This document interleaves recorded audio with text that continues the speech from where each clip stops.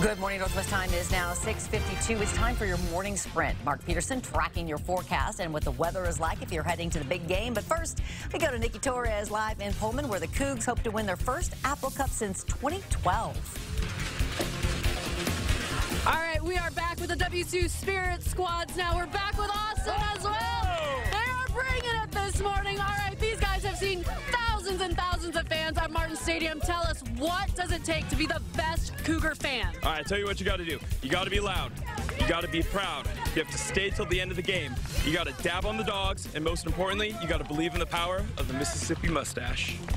You heard it from Austin. Believe in the power of the Mississippi mustache. We're live in Pullman. Nikki Torres, KXLY 4 News. Go! A charter bus carrying 56 student band members from the UW marching band rolled over last night.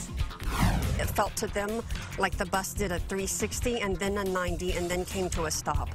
That bus was making its way to Pullman for the big game when it crashed in George. Thankfully, no one on board suffered serious injuries, but 45 students were taken to the hospital. Today's expected to be one of the biggest shopping days of the year. Even though stores don't expect crowds like we've seen in the past, spending is still expected to be up $2 billion over last year.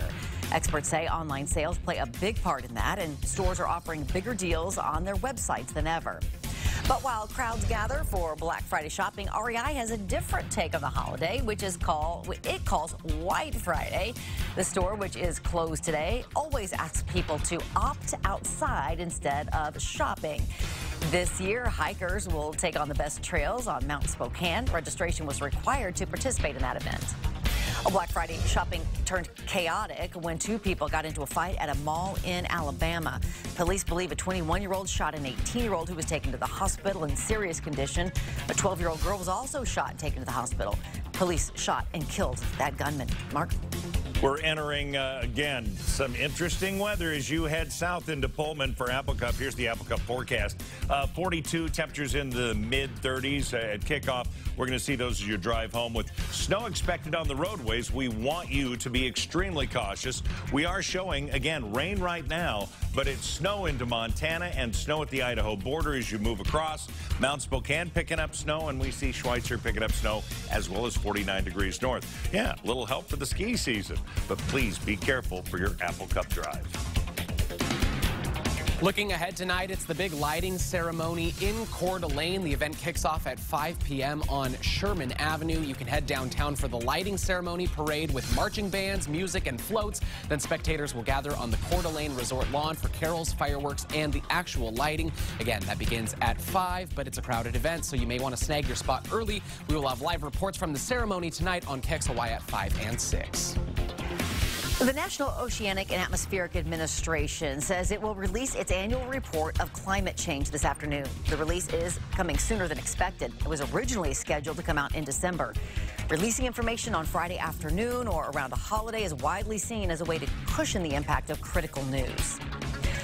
Online shoppers may have had their information compromised during the busiest shopping time of the year.